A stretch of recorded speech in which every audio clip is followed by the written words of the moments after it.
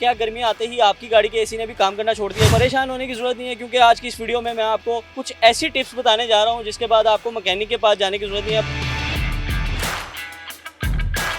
कोई भी बंदा अपनी गाड़ी को मैकेनिक के पास लेके जाता है, ये कह दिया जाता है कि यहाँ तो उसके कंप्रेसर में गैस नहीं है, यहाँ उसका कंप्रेसर फारग हो गया है। कस्टमर जो है वो फिर पैसे खर्च नहीं करता, उसको फिर कोई ना कोई बताना पड़ता है कि इसके अंदर गैस नहीं है, कंप्रेसर नया डलेगा या इसकी सर्विस होगी जनरल सर्विस में यही कुछ होता है, टीका लगाया जाता है। बिल्कुल ऐसे ही होता है। जब भी अपनी गाड़ी मैकेनिक के पास लेके जाएं और वो अगर इस तरह की गेज लगाए तो आपने कितने पाउंड पे देख लेना है कि उसकी गैस पूरी है या नहीं। चलें जी, अब जालियों को पानी लगाया जा रहा है और वॉश किया जा रहा है अच्छे तरीके से, ताकि जो भी इसके अंदर मिट्टी है, जो गंद है, वो निकल जाए और जालियाँ प्रॉपर साफ हो जाए। एसी का फिल्टर चेक करने का बड़ा आसान तरीका है। ये दो क्लिप्स हैं, इन क्लिप्सों को पीछे करके ये फिल्टर आपका बाहर आ गया, ठीक है। और ये अगर आप देख सकते हैं तो ये बिल्कुल चौक हुआ हुआ है।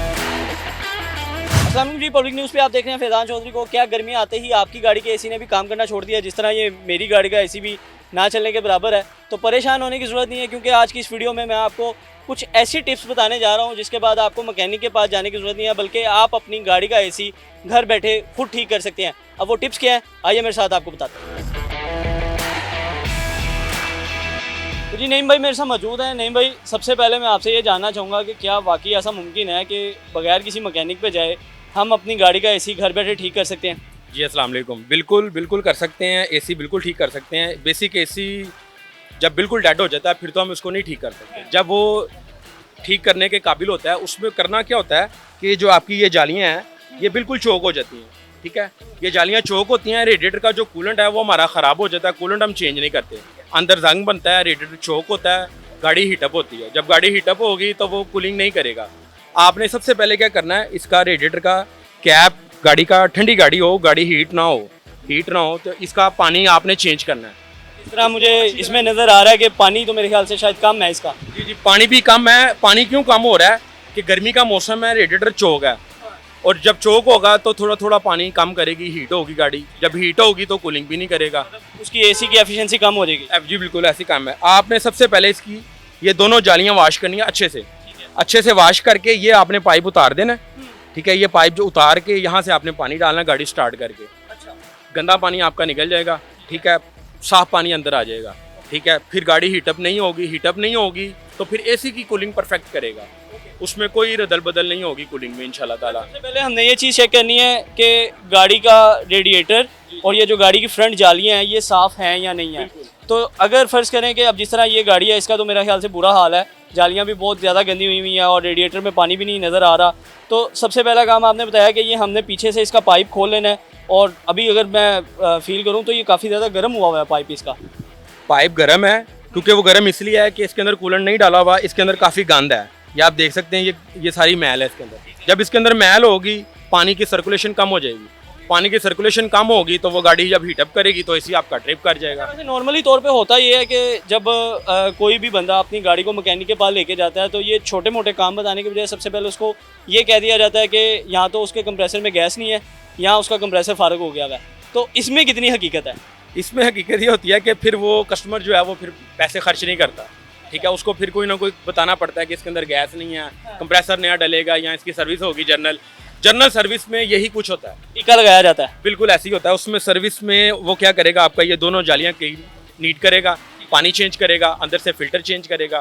फिर इसके अंदर 2-3 ऑप्शन ऐसी हैं जो आम कस्टमर को नहीं पता होता। जब एक मैकेनिक के पास गाड़ी जाती है तो जो गैस वाला मामला है, किस तरह से पता चलेगा? अगर उसके सामने गैस चेक की जाए तो कैसे पता चलेगा? क्योंकि एक आम आदमी को तो नहीं पता कि गैस का प्रेशर कितना हो तो गैस पूरी होती है। तो क्या हम वो बता सकते हैं कि कितना प्रेशर हो तो गैस पूरी होगी? जी बिल्कुल बता सकते हैं। इसके अंदर गेज लगती है, गेज आपको लगा के दिखाते हैं, उसके अंदर कितने पाउंड प्रेशर होना चाहिए कि आपकी गैस उसमें पूरी है। ये गेज लगाई जाने लगी है ताकि अगर आप जब भी अपनी गाड़ी मैकेनिक के पास लेके जाएं और वो अगर इस तरह की गेज लगाए तो आपने कितने पाउंड पे देख लेना है कि उसकी गैस पूरी है या नहीं। ये वो आपको लाइव करके दिखाने लगे हैं ताकि कल को आपको कोई भी मैकेनिक या कोई भी एसी ठीक करने वाला चूना ना लगा सके। क्योंकि सबसे पहले जो काम किया जाता है ना, वो यही किया जाता है कि एक चुस्की के बहाने या गैस पूरे करने के बहाने आपसे पैसे बटोरे जाते हैं। तो वो हमने ये काम करना है। नहीं भाई, इसकी गैस पूरी है? इसकी गैस बिल्कुल पूरी है। ये बंद करके गाड़ी जो है वो 140 पे आती है। जब गाड़ी आपकी स्टार्ट होगी तो 40 पे आ जाएगी, 40 पे आ जाएगी। और अगर ये 140 से कम हो या 40 से कम हो तो फिर गैस कम है। ये इसके ऊपर साइन आ रहा है रेड, ये साइन आ रहा है। ये आपकी जब गाड़ी स्टार्ट होगी तो ये 40 होगी, 40 के राउंड बाउंड, तो गैस आपकी पूरी है। अगर आपकी गाड़ी बंद है तो ये 140 पे आ रही है, पूरी है गैस। और अगर इससे कम हो तो फिर आप गैस डलवाएं, अदरवाइज ना डलवाएं। बिल्कुल, अगर कम है तो फिर गैस डलवाएं, अदरवाइज ज़रूरत नहीं है। मतलब सबसे पहली चीज़ जो आपने चेक करनी है वो ये करनी है कि क्या आपका रेडिएटर और आपकी ये जालियाँ ठीक हैं। अगर तो ठीक है तो फिर तो आपको फिर आपने ये गैस जो है वो अपनी चेक करनी है। अगर यही ठीक नहीं है तो सबसे पहले इनको वॉश करने की ज़रूरत है। अच्छा, अमूमी तौर पे ना आप, क्योंकि हमने तो इसका बम्पर वगैरह उतारा हुआ है तो एक आम आदमी नहीं बम्पर उतार सकता, तो क्या बम्पर उतारे बगैर भी जालियाँ साफ़ की जा सकती हैं? बम्पर के अंदर स्पेस होती है, आप वहाँ से इसको सर्विस स्टेशन से पानी लगवा सकते हैं, ठीक है। फिर आप ये पंखे वाली साइड से भी पानी लगवा सकते हैं। हाँ, इसका कोई नुकसान नहीं? कोई नुकसान नहीं है। दोनों तरफ से आप फ्रंट से भी बैक से भी पानी लगवा सकते हैं। दोनों जालियाँ इसकी अच्छी सी नीट हो जाएंगी। अब हम इसको पानी लगा के दिखाते हैं कि अभी इसकी क्या कंडीशन है, वो आपके सामने है कि किस तरह से इसके अंदर मिट्टी है और गंद नज़र आ रहा है। तो अब हम इसको पानी लगाएंगे ताकि आपको दिखा सकें कि पानी लगाने के बाद ये कितनी साफ़ होती है, वो भी आपको पता चल जाए। तो नहीं भाई, पानी लगाएंगे? पानी लगाएंगे, पानी के साथ ये सारा गंद आपके सामने नीचे आ जाएगा, जाली बिल्कुल नहीं हो जाएगी। तो लें जी, ये अब जालियों को पानी लगाया जा रहा है और वॉश किया जा रहा है अच्छे तरीके से, ताकि जो भी इसके अंदर मिट्टी है, जो गंद है, वो निकल जाए और जालियाँ प्रॉपर साफ़ हो जाए, ताकि एयर क्रॉसिंग जो है वो अच्छी हो। जब एयर क्रॉसिंग अच्छी होगी तो ऑटोमेटिकली आपका जो AC है वो अच्छे तरीके से काम करेगा। नहीं मैं, मुझे लगता है ये काफ़ी अरसे से ही बंद पड़ी हुई थी, जितना मिट्टी इसमें से पानी में निकल रही है।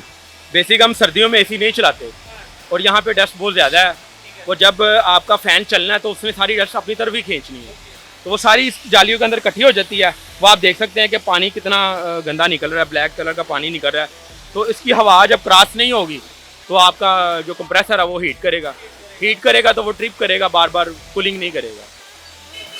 डायरेक्ट इसका कनेक्शन जो है वो आपकी गाड़ी की कूलिंग से जाके लगता है। बिल्कुल बिल्कुल, इसका डायरेक्ट कनेक्शन इसके साथ है। इसकी हवा की जब तक क्रॉसिंग नहीं होगी तो कूलिंग नहीं करेगा।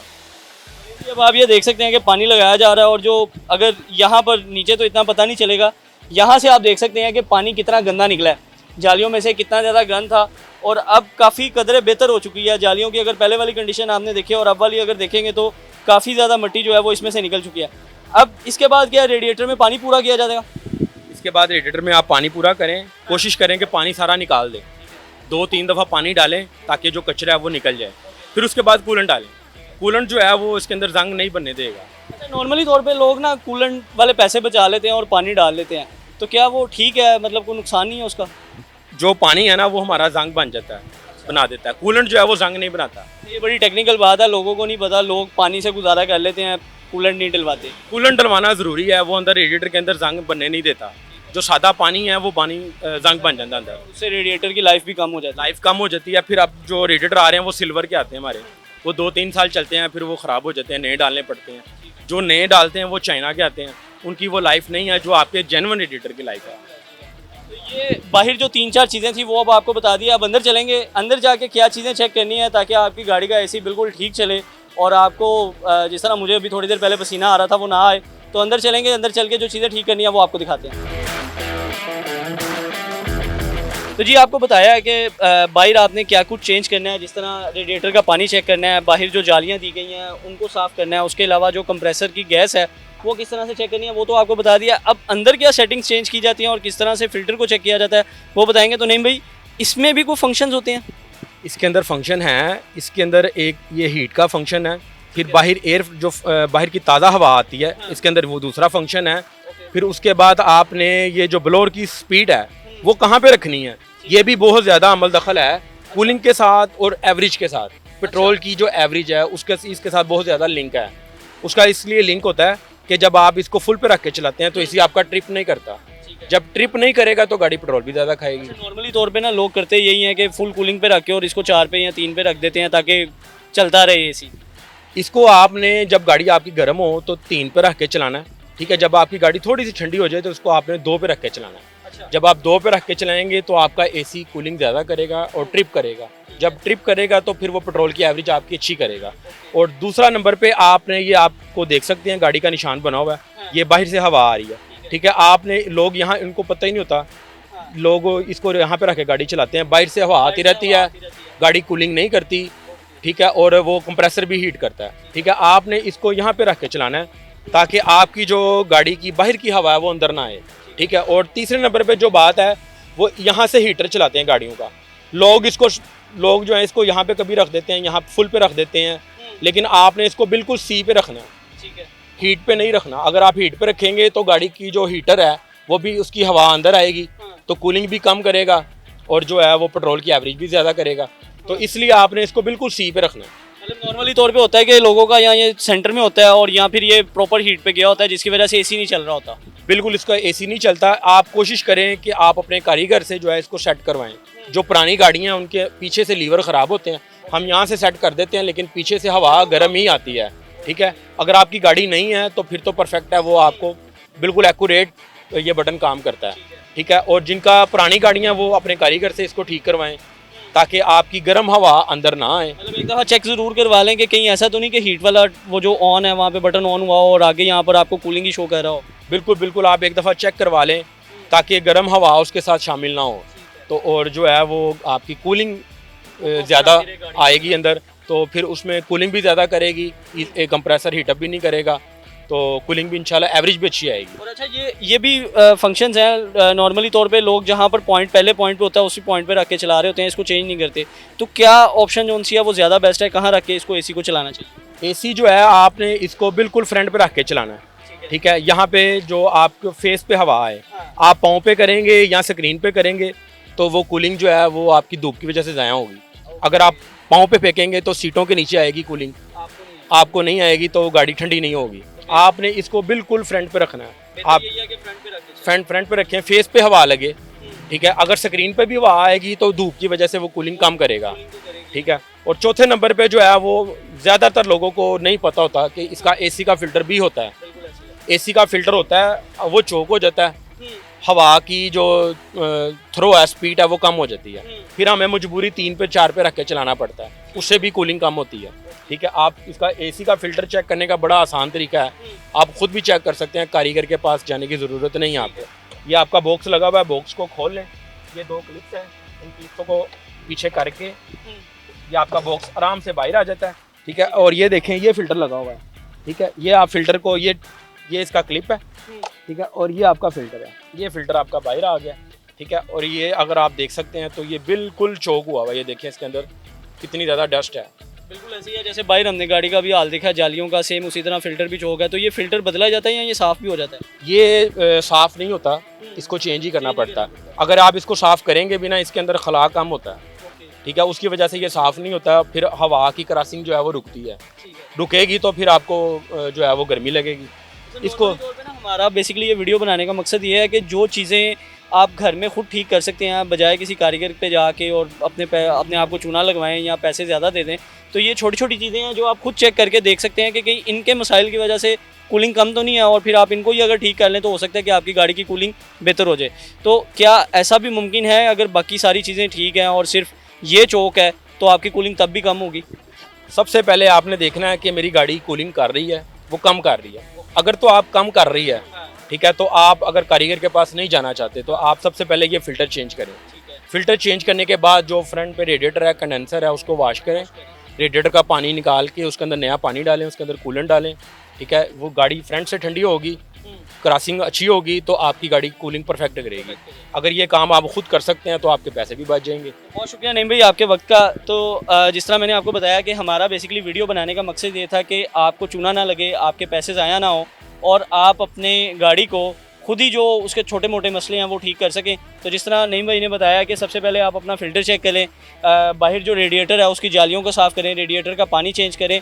तो यही 2-3 टिप्स हैं जिसके थ्रू आप अपनी गाड़ी का एसी जो है वो बिल्कुल ठीक कर सकते हैं, और बजाय किसी कारीगर को पैसे देने के वही पैसे आप बचा कर आप किसी और इस्तेमाल में लेके आ सकते हैं। तो उम्मीद करता हूँ मेरी इस वीडियो से आपको फ़ायदा ज़रूर हुआ होगा। मुझे दीजिए इजाज़त, अल्लाह हाफ़िज़।